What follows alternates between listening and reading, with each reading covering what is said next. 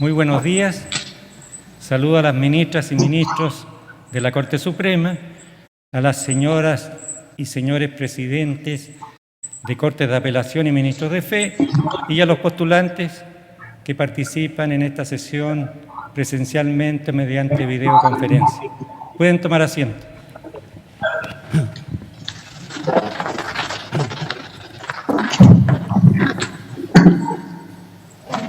Señoras y señores, según lo dispuesto en el artículo 521 del Código Orgánico de Tribunales y conforme lo establece el Acuerdo de Pleno de fecha 14 de abril, esta audiencia pública en que la Corte Suprema se encuentra reunida en pleno tiene por objeto otorgar el título de abogada o abogado una vez que ustedes, postulantes, presten el juramento de rigor desde las Cortes de Apelaciones respectivas y los salones del Palacio de Tribunales para desempeñar con lealtad y probidad la profesión. A continuación, el señor secretario del Tribunal procederá a tomar el juramento, que será recibido por las señoras y señores ministros de la Corte Suprema. Les invito a ponerse de pie.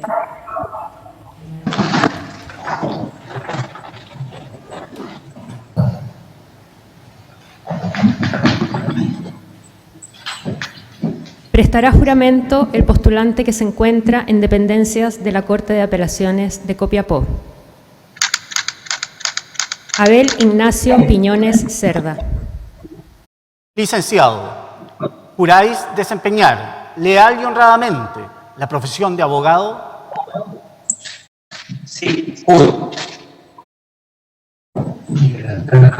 Prestarán juramento las y los postulantes que se encuentran en la Corte de Apelaciones de Rancagua. Ángel Gabriel Berríos Sánchez. Carla Stephanie Coronel Fonseca. Mario Ignacio López Toro.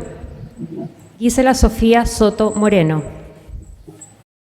Licenciadas y licenciados, ¿juráis desempeñar leal y honradamente la profesión de abogada o abogado?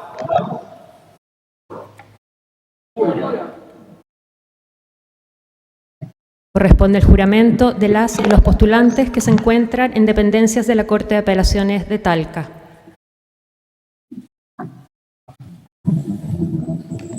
Fabiola Paz Amigo Morales. Rodolfo Alejandro Barría Bobadilla. Carola Elizabeth Díaz Urra. Rodrigo Javier Lagos Torres. Valesca Andrea Morales Morales. Sofía Magdalena Navarro Rivas. Mayeli Nevenka Soto Jensen.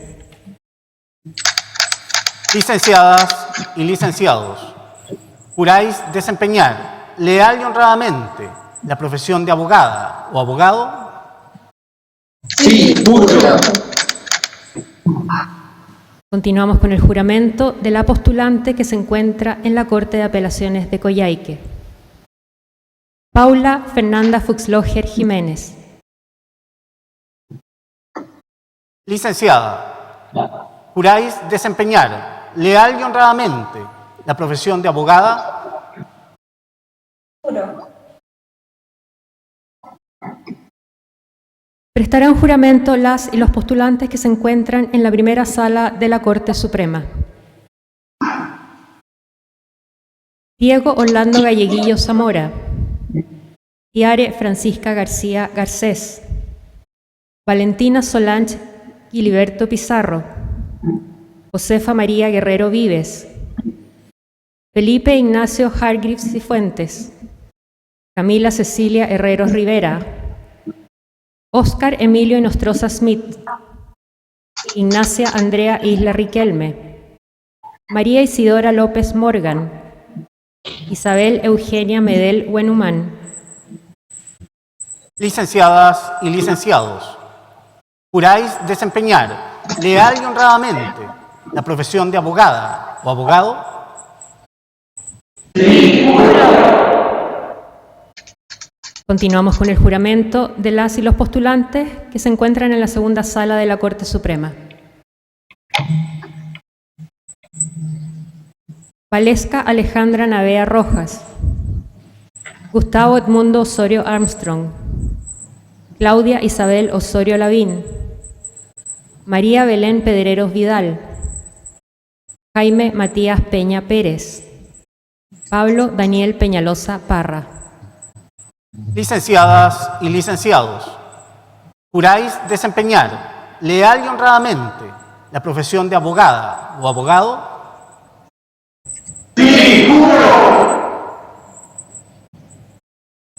Continuamos con el juramento de las y los postulantes que se encuentran en la tercera sala de la Corte Suprema. Camila Belén Pizarro Sánchez. Bianca Alejandra Quintana González. Verónica Alejandra Retamal Gutiérrez. Juan Fernando Tala Richardson. Federico Alberto Teper Guzmán. Alberto Maximiliano Tobar Muñoz. María Jesús Toro Cabrera. Vicente Ignacio Torres Vargas. Cristian Estefano Urrea Urrutia. Licenciadas y licenciados, ¿juráis desempeñar leal y honradamente la profesión de abogada o abogado?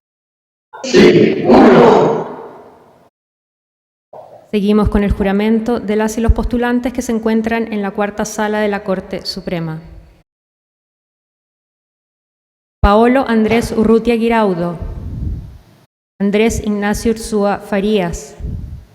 Tomás José Venegas Aspé.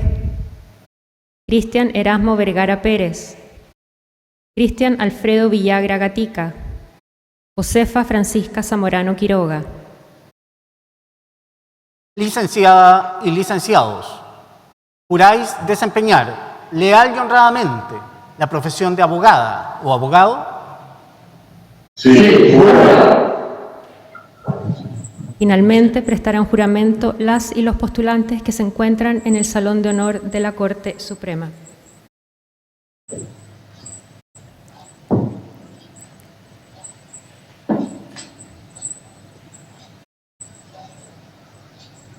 Camilo Javier Alonso Benavente. Sofi Boyano Zambelli. Antonia Bian Chubretovic. Claudio Adolfo Cabrera Torres. Benjamín José Castillo León. Francisca Paz Castro Céspedes. Carlos Felipe Castro Pozo. Rafael Orlando Corbalán Guerra. Patricia Fernanda Díaz Torres. Macarena Javiera Dueñas Riquelme. Karina Ignacia Echeverría Núñez. David Omar Figueroa Alfaro. Diego Mariano Fuensalida Lavín. Licenciadas y licenciados, ¿juráis desempeñar leal y honradamente la profesión de abogada o abogado? Señor presidente, señorías, las licenciadas y los licenciados han prestado juramento. Gracias, señor secretario.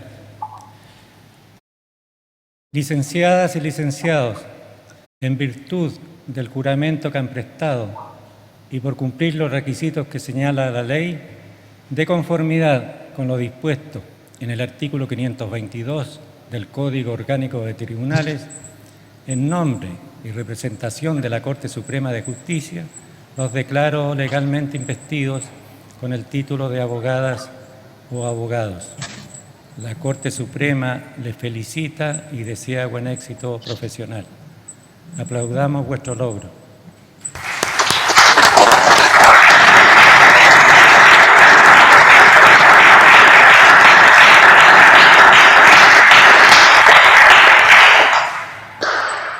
Les invito a tomar asiento.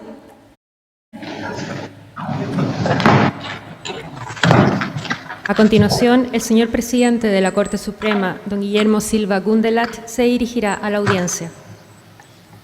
Señoras ministras, señores ministros, nuevas abogadas, nuevos abogados. Para todo estudiante de la carrera de Derecho, esta jornada es sin duda un momento singular, largamente esperado y anhelado, y ciertamente ello es comprensible. A partir de esta ceremonia, la ley los faculta para defender ante los tribunales de justicia los derechos e intereses de las partes litigantes, tal como lo expresa el artículo 520 del Código Orgánico de Tribunales. Se trata de una labor sensible y delicada, que solo puede ser desempeñada por profesionales competentes, legalmente habilitados y que contribuye de un modo trascendente al bienestar colectivo y a la paz social. Sin embargo, como ustedes saben, esto no es en absoluto algo obvio. Nuestra profesión no goza siempre de buena fama ante el público y de hecho, para la mayoría de las personas, los abogados son seres distantes que parecen dispuestos quizás a cobrar cuantiosos honorarios gracias al dominio de un lenguaje alambicado y opaco para la gente común.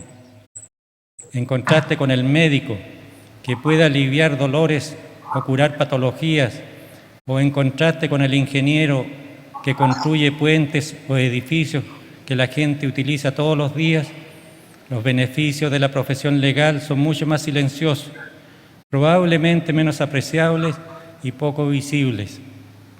Esto se debe a que la abogacía es una profesión que se enfoca en situaciones poco gratas, básicamente en los conflictos, y entonces se percibe que las y los abogados solo aparecen cuando hay problemas.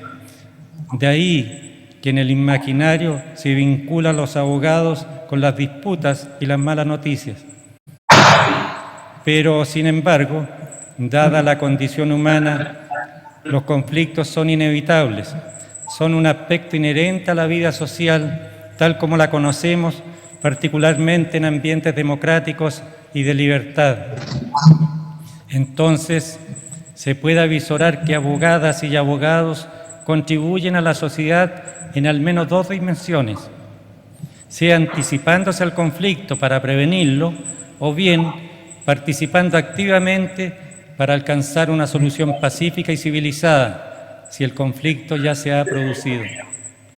Así, muchos de ustedes dedicarán sus carreras a resolver de buena manera los problemas que se suscitan al término de vínculos matrimoniales o con ocasión del despido de un trabajador, o tal vez la situación de incumplimiento de contratos, las discusiones en una sucesión hereditaria testada o intestada, los casos de imputación de conductas que revisten caracteres de delito y muchísimos más pleitos de diversa naturaleza.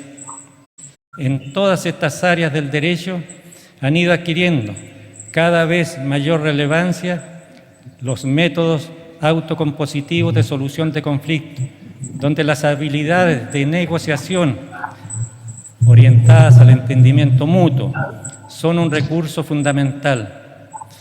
Lo anterior se refleja en el énfasis puesto por el propio legislador al incluir en los juicios o como etapa previa obligatoria fases de conciliación en que un funcionario o el juzgador propone bases de arreglo o bien en la promoción de mecanismos como la mediación, en que las partes se sientan ante un tercero a dialogar acerca del asunto en aras de su solución y que ha sido introducido en materias de derecho laboral, de familia y en el ámbito de la salud.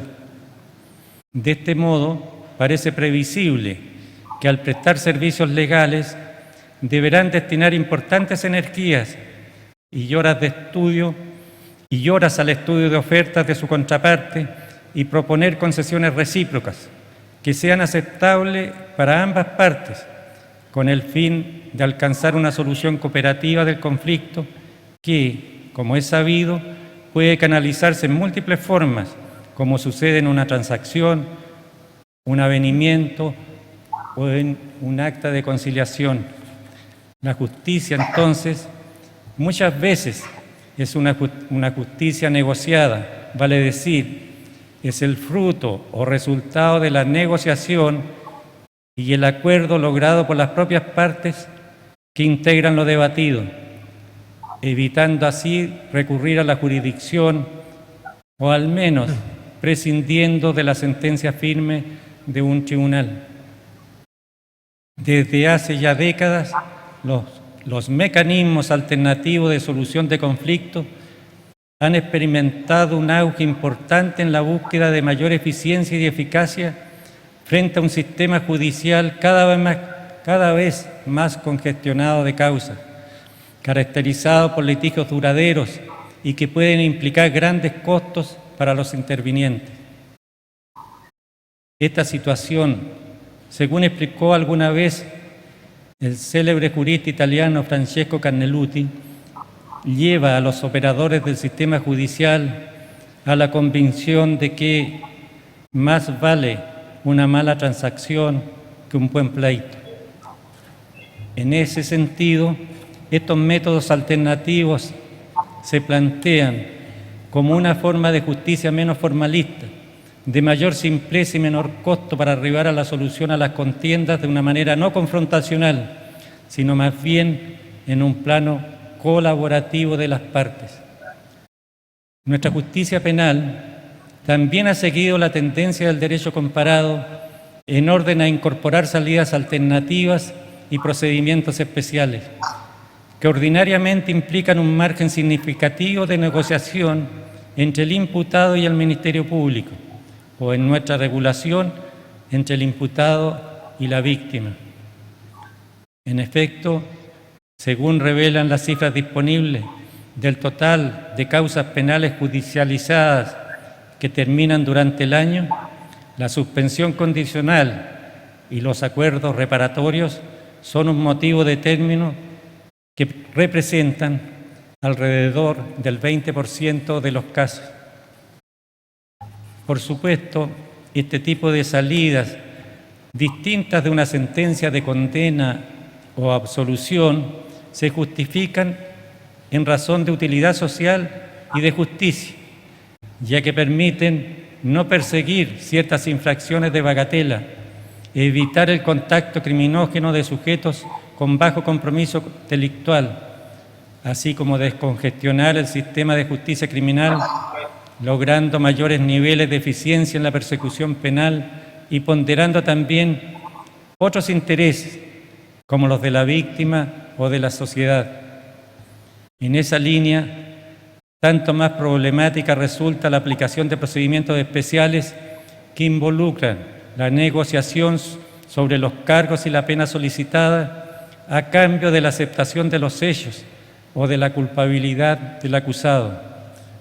Así ocurre, como ustedes saben, con el procedimiento abreviado y en gran medida con el simplificado. En nuestro país, estos procedimientos reciben aplicación prácticamente en el 90% de las causas que terminan por sentencia judicial de condena o de absolución. De esta manera, descontando el procedimiento monitorio del total de sentencias penales de un año, casi 7 de cada 10 son dictadas en el marco del procedimiento simplificado, con admisión de responsabilidad por parte del imputado, mientras que, por su parte, otro 16% de los fallos penales derivan del juicio abreviado, que requiere que el acusado acepte expresamente los hechos materia de la acusación. Como es de esperar, en la mayoría de estos casos se impone una sentencia condenatoria, lo que a menudo se presenta como un índice de eficiencia del sistema, sin reparar en la posible afectación de las garantías del imputado. Sin embargo, un importante sector de la doctrina sostiene que estos mecanismos de justicia negociada adolecen de numerosos defectos. En primer lugar, señalan, tienen un enorme potencial coactivo, ya que puede suceder que el imputado acepte los hechos y renuncie al juicio oral únicamente por la amenaza de que en el juicio se le puede imponer una pena mucho más gravosa. Lo anterior podría conllevar a prácticas estratégicas por parte de los persecutores, en que agraven o aminoren discrecionalmente los cargos para forzar la aceptación de la propuesta, y también por parte de los defensores, que pueden tender a instar al cliente a la renuncia del juicio si es que el esquema de honorarios pactados les beneficia. Asimismo, con mayor razón, podrían resultar coercitivas de la voluntad las medidas cautelares personales, como la prisión preventiva, que son aplicables en cualquier etapa del procedimiento. En efecto, como sostiene la profesora María Inés Orbis, en esas circunstancias, incluso el imputado inocente podrá preferir el pacto frente a la disyuntiva entre libertad y prisión preventiva, o entre una condena reducida y el albur de un juicio que puede terminar con la absolución, pero también con una pena mucho más grave. Estos riesgos propios de la justicia negociada no son exclusivos del ámbito penal, pues cualquiera sea el tipo de conflicto, mientras las personas tengan poca o mala información acerca de qué derechos les asisten o de lo más o menos probable que puedan ser ellos probados en juicio, están más expuestas a aceptar condiciones desventajosas producto de la asimetría de recursos o información que tuvieran con su contraparte. Sabemos que las soluciones alternativas no se guían necesariamente por el derecho y pueden dar lugar a respuestas distintas, y eso no hay que desconocerlo. Es en este punto en que quiero centrar ahora la atención. Los mecanismos negociados no son una medicina bien administrada si las personas que intervienen no cuentan con la asesoría técnica especializada. Las negociaciones y acuerdos sin la asesoría o consejos pertinentes, desde ya la que brindan los profesionales del derecho, pueden ser un mal remedio de justicia y solo producirán malestar y desconformidad en las personas que verán sus derechos reducidos a la capacidad individual de negociación. Ustedes, como abogadas o abogados, participarán indefectiblemente de estos mecanismos y procedimientos alternativos. Por eso los invito a reflexionar en forma permanente sobre estos temas y a ejercer esta profesión con cautela, siempre bajo una perspectiva analítica, para así cumplir satisfactoriamente la promesa que han hecho anteriormente en esta ceremonia. Los felicito nuevamente por este logro y les deseo éxito profesional. Muchas gracias.